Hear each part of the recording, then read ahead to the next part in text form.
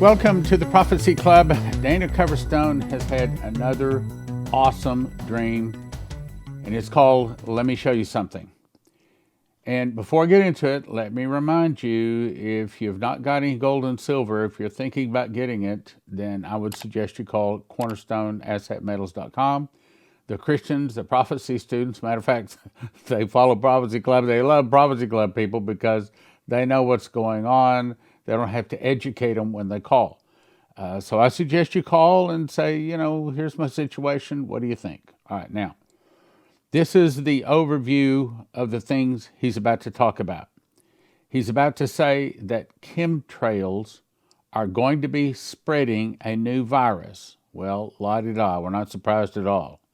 Probably had something to do with the last one. Southern invasion, no mercy. The media is going to be a distraction, no surprise either. And then he might be talking about the internal revolution that Dmitri Duduman was told about. And then he said he saw churches on fire, specifically one church, and the whole point was to be praying. All right, here we go. April 17th to May 16th, he said this dream occurred several times over the process of a month. So it's very detailed. The dream began with me sitting on top of a very tall tree, looking down on fog and mist covering Canada, America, and Mexico. But the fog was churning and staying in one place over the United States. It was moving specifically over both the northern and southern border. Now, what he's saying here is that there's trouble on both of our borders, the northern and southern border. The man, which he said was Jesus, I believe it's an angel, the angel appeared to me and said, "Let me show you something." He grabbed my hand, he stepped out in the air, and we walked through the fog, and it tried to grab me with eerie arms, the fog talking about. The man led on until we reached the ground. "Look up," he said. The fog was gone. I saw jets, not like fighting jets, but like commercial jets is my guess. Flying jets in all directions. It seemed to be just about dusk, and the lights all over the country went out. I saw fast-moving jets spraying something out of their exhaust. The jets flying north and south in a crisscross pattern, blanketing the entire country. I saw people going to work and school. Then the scene changed. I was standing in Times Square.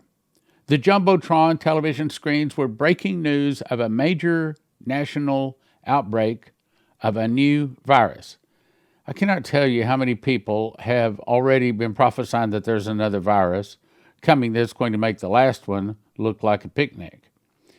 It was late summer, early fall, and it was infecting and killing people and reported as being twice as lethal as COVID. The WHO, or the World Health Organization, and by the way, I reported on them that they've come out with laws now that are capable of circumventing our Constitution. So the WHO, World Health Organization, was laying out guidelines that must be followed regardless of constitutions or national laws. Military tanks and Hummers started patrolling as the announcements were being made. I said to him that jets appeared to be the source of the medical issue. The man nodded, then said, "There's more to see." Now, hang on. We know we're coming to a world government. We know that there's got to be some catastrophe that's going to cause the people to give up their national sovereignty and to become part of a world government. We also know that WHO, World Health Organization, has been working on this for a long time, circumventing carefully each nation's laws so that when the time comes, they can take over the nation and bring it into a world government through a virus, through World Health Organization. So this is only confirmation. This is not really new. By the way, I want to say something else. I believe Dana Coverstone is hearing from God. And I think people that say, "Oh, well, he missed," don't understand how it works with God. They're wanting what Dana is told to be a prophecy. They're wanting Dana to tell them the future, what is going to happen. That's not what they are. They're not prophecies. They are warnings. Dana is a watchman, like you are, like I am a watchman. We are watchmen. In that, these are prayer topics. God is telling us this is coming our way unless it's coming our way, but we can soften or we can delay it if we will pray. All of this, and his whole point when he gets to the end, is pray, pray, pray. Don't give up prayer. Prayer is very, very important. Let's go on. I'll back up a little bit. Military tanks and Hummers started patrolling as the announcements were being made. I said to him that jets appeared to be the source of the medical issue. The man nodded. There's more to see. We suddenly appeared on the southern border. I saw an enormous line of volcanoes springing up overnight. They stretched from the western point of California to Texas. They were very tall. The ground was shaking. The volcanoes erupted, magma and lava. The entire border shook. The ground below them was torn. All sorts of people dressed like normal immigrants began sprinting into the country as fast as they could run. They were taking an array of weapons out of their backpacks. So we've talked about this too. We've been thinking that these migrants were actually a pre-invasion, pre-positioning people to be part of an invasion force. In other words, it's not a mass migration from other countries into America.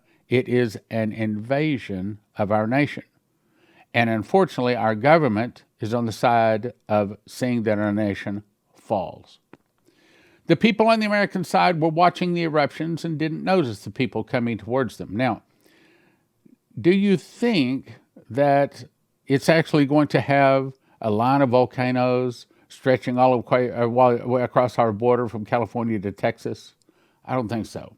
I think what it's saying is there's going to be all kinds of trouble all along our border. Matter of fact, I started to put another article in here where now it's 24 different states have offered help to Texas to secure their border. So we're seeing, the prophecy says our northern and our southern border, but at least we're seeing that there's near a war at our southern border already. The people on the the people on the American side were watching the eruptions and didn't notice the people coming towards them. It's called cognitive dissonance. They can't bear to think that they're going to be any kind of trouble. So the best thing to do is to just turn the head. And so they won't listen. I don't have to tell you. They won't listen to you try to tell them. And so they aren't going to listen until something really, really bad happens. And they probably got to see blood. They probably got to see some people around them die to get them to shake up and to wake up. So God is about to send the shake up and wake up. So instead of the media saying, hey, we've got an invasion down here, hey, we've got a problem, people need to arm up or whatever they need to do, instead they say, oh, look at the nice volcanoes. So it's a distraction. They pointed at the sky and made all sorts of faces and noises like they were watching fireworks. The runners were working together in coordination, storming and shooting everything in the homes. They took nothing. In other words, they weren't coming in to kill, they were coming in to steal. They were coming in to kill and destroy. They took nothing, but just killed all they found and sped it on to the next house. They were moving with skill and military precision. They were brutal, showing no mercy, killing all they found. Some carried the samurai swords and beheaded many along the way. Back at Times Square, the Jumbotron televisions were ignoring the southern invasion and discussing the spectacular eruptions on the southern border. People were not warned. They were coming out of their homes to watch. He encouraged everyone within 100 miles of the border to go outside, as you can see the spectacular show. I said to the man, that newsman is trying to get people outside so that they will be killed. The man nodded his head and said, there is more to see. Suddenly we were standing outside the Capitol in Washington. I heard someone yelling into a bullhorn to take back the country. There were demonic, now this may be the internal revolution. I don't know. There were demonic screams coming out of the humans. There was a fence surrounding the Capitols, and suddenly The military and police threw ropes to the top of the fences, pulling the fences down, allowing the exit of the people inside the Congress. Now, I emailed Dana back and I said, so were the military and the police pulling down the fences to allow the citizens in, or were they pulling down the fences to allow the congressman out? And he said they were pulling down the fences to allow the congressman out. So, I'll back up and read. Police and military threw ropes to the top of the fences, pulling the fences down to allow the exit. Just as suddenly the doors of the Capitol pushed open and congressmen and congresswomen and senators rushed the streets, stepping over the flattened fences.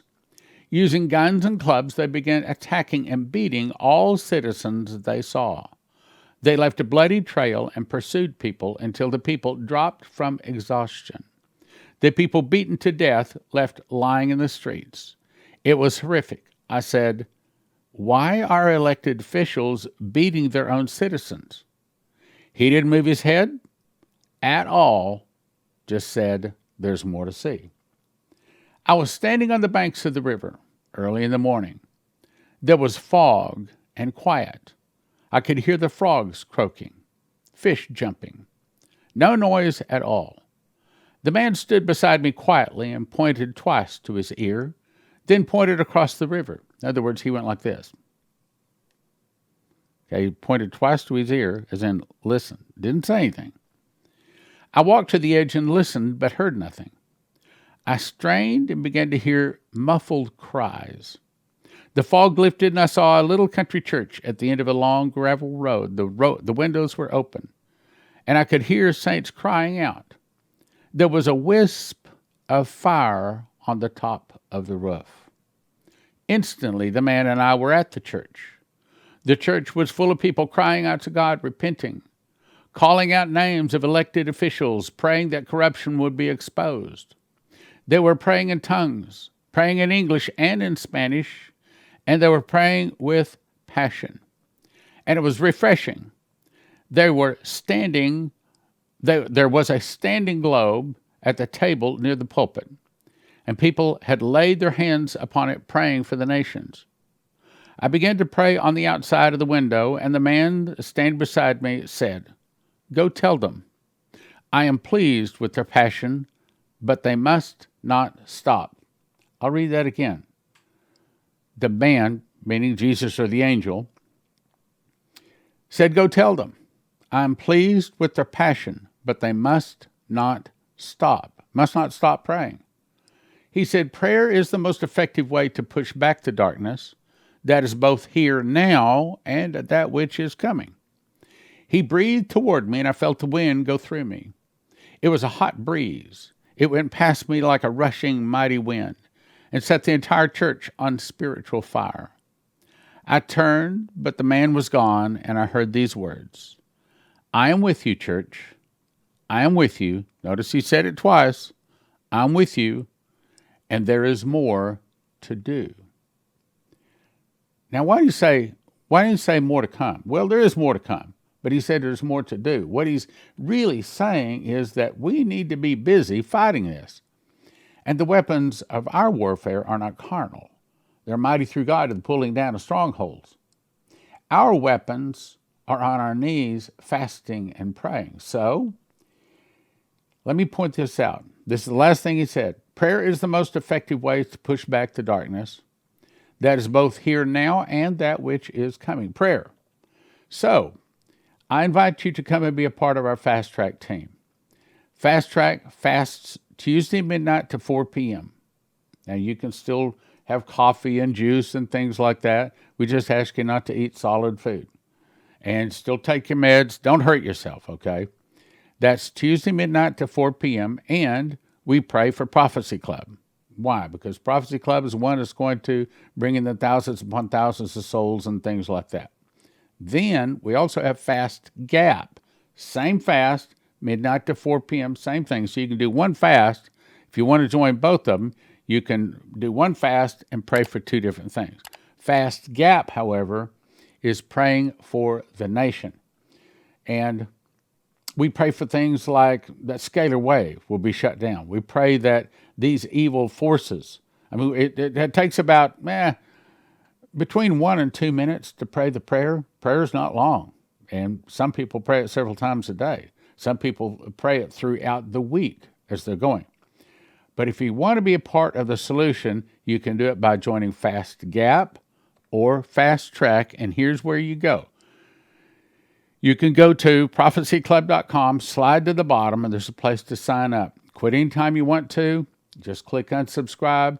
We never ask for donations. We never send product offers. This is only for fasting and praying. Only for fasting and praying. Go to prophecyclub.com, slide to the bottom, and you can sign up and become a part of either the Fast Track, which is for Prophecy Club, or Fast Gap, which is Praying for America, or a lot of people just sign up for both of them. We'd love to have you on both of them, which is the same fast, but it's two different kinds of prayers. Now let's jump to a dream that Michael Blais had back in 2012. He said, I dreamt I was walking down the street, but to the left and to the right of me, everything was utterly destroyed. If not for the foundation sticking out of the earth, one would not have known that anything had once stood there. The entire street seemed to have been razed. From trees to homes, fences, everything had been flattened and annihilated. The street curved to the left, and as I followed it, turning the corner, I was surprised to see one house standing a couple of 100 yards ahead of me on the right. There was nothing special about the house, a single-story home with a porch and a porch swing, and once painted white by what I could gather, but having now taken on a charred look. I quickened my pace. As I approached the house, I heard what could only have been prayer coming from inside. This was no typical prayer. It was passionate and fervent. The only time I remember having heard such prayer like this is when we would have prayer nights in our home in Romania during the communist occupation. This was anything but a restrained prayer gathering, and the voices coming from inside the house were praising God and giving glory to Him. I stood just short of the front step and listened to the prayers coming from within the house, until in my dream I woke up. As I woke up from my dream, within the dream, the man I have grown accustomed to seeing was standing at the foot of my mattress. Do you understand what you've just seen? He asked, with prelude. I believe I do, I answered somewhat confidently. The man gave me a look one might give to a slow-witted individual and said, perhaps in part, then reached out and touched my shoulder. Suddenly, I was back on the same street, and I realized this only because the house with the porch swing, now a pristine white, it was the only thing that was the same as in my previous dream, because now there were trees and homes up and down the block. It looked and sounded like a typical neighborhood, but above the din of the chirping birds and the barking dogs, I could hear prayer coming from inside the home, with the porch swing. It was the same kind of fervent, passionate prayer I'd heard on the previous occasion. I strained to hear what they were praying for, but I could only hear snippets from time to time. I was back in my bed with the man standing patiently by my mattress. Now you understand, he said. Tell them not to fear. Now listen carefully. Tell them not to fear, but to draw close to the Father in whom shelter from the storm and protection from destruction is. I then woke up, disoriented, wondering for a while if this was yet another dream within a dream, realizing that it was not. I knelt beside my mattress and started to pray.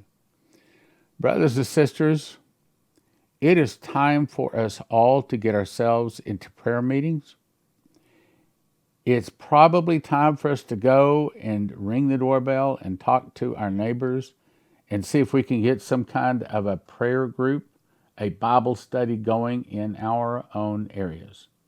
Again, if you want to join Fast Track or Fast Gap and be a part of what we're doing, fasting and praying for Prophecy Club, fasting and praying for America in Fast Gap. Go to prophecyclub.com, slide to the bottom, and you can sign up. You can unsubscribe anytime you want to. My promise is this. I never ask for donations, and I never send product offers. This is only for fasting and prayer.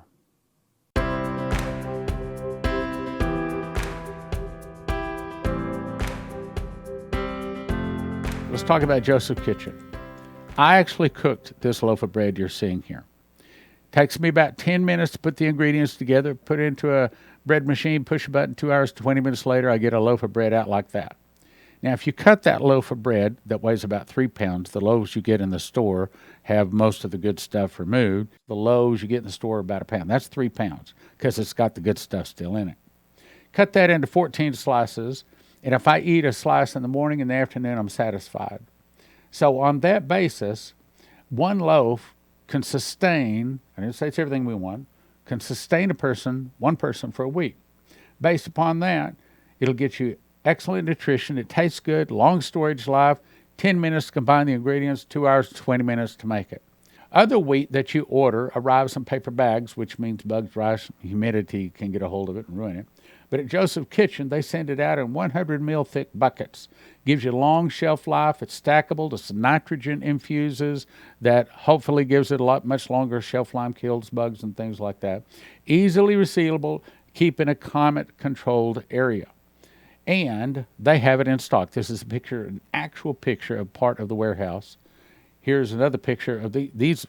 Actually, each one of those boxes holds 2,500 pounds of wheat. And I think they've got 54 of those boxes, a bunch of them. So Joseph's Kitchen can ship it to you right now. You go to most of these places, they say out of stock.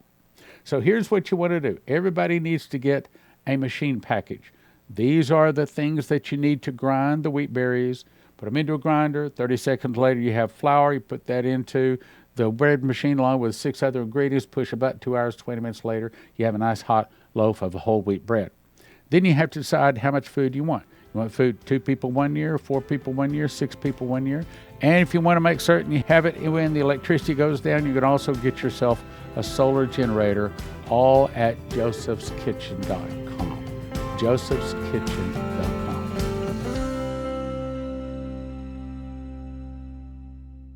Terry Saka with CornerstoneAssetMetals.com. So what's going on in the world of finances? Why should they call today? Well, China has laid out in a speech a few weeks ago exactly what they think of the United States. I haven't seen that in my 55 years. With China and Russia forming these reserve currencies, new reserve currency, we better be prepared because that dollar is going to be in deep trouble and we're going to need assets to protect us from it. CornerstoneAssetMetals.com. Call them or go online, CornerstoneAssetMetals.com, or call them at 888-747-3309. 888-747-3309. I am having another Level 2 School of the Watchmen's Conference, and I'm calling this a teacher's course. It's going to be September 15 and 16. You can go to prophecyclub.com, and it'll tell you all of the details about it.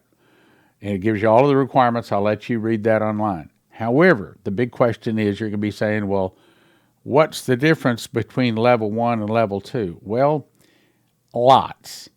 Level 1 was primarily reading through most of the book of Revelation and teaching it. That's not be Level 2. Yes, we will do some reading. But this one is designed to make you a teacher of Bible prophecy, which, by the way, our office wants to know if you went through Level 1 and if you have taught or have been invited to teach from the book of Revelation and you went through Level 1, send me an email. I'd like to know that. I know there's been at least one. I think there's 2, maybe more. Anyway, I'd like to know. So Level 2 is to teach you to the point to where you can be qualified to actually teach the book of Revelation. Now, I can tell you right up front, we're going to have a Level 3, God willing. And in that one, I'm going to require people to memorize the book of Revelation to come to Level 3. And so there's going to be 1 year's difference between Level 2 and Level 3. It took me a year to memorize it, so I figure it'll take you a year to memorize it. Some of you may even faster. So go to prophecyclub.com, and it'll give you all the details, tells you all about some of the difficult questions and things like that we're going to cover in Level 2. Level 2 is going to get you real close to being a qualified teacher of Revelation. But by the time you get through level 3, having memorized the book, pastor's going to listen to you. And that's where we're going with this. Also, I'd recommend you go and get yourself a Berkey water filter. And yes, we do have Berkeys all in stock now. Also, we have potassium iodate pills, which are what you take inside of once a radioactive unit has happened in your area. As far as Berkey water filters, this is one thing you want to be sure to do is get some extra filters. This is the minimum most people will get is this one right here. I get the Crown Berkey right here. This is the one I have, this one I use. And I have about 8 extra filters with me too, because if you're using clean water, they'll last a year or two. But if you're using rainwater or muddy water, then they clog up a whole lot faster. So you want to have some extra filters. Next is, I'll send you to EMPShield.com. If you use the promo word prophecy, you get a $50 discount. What is that? Well, it looks like this. This is the one that goes into a car, okay? And you put the red wire to the red side of the battery, you put the black wire to the black side of the battery, and the green one attaches to the body of the car. Then you peel it off right back here. Just peel that off, stick it inside of the engine compartment of your car. And the whole point is when the electricity goes off or when some kind of a suitcase nuclear device goes off, this is supposed to be able to stop that device from destroying every computer chip in your car. Because if every computer chip is destroyed in your car these days, you couldn't possibly replace them all. Throw the car away. So, EMPShield.com, promo code PROPHECY.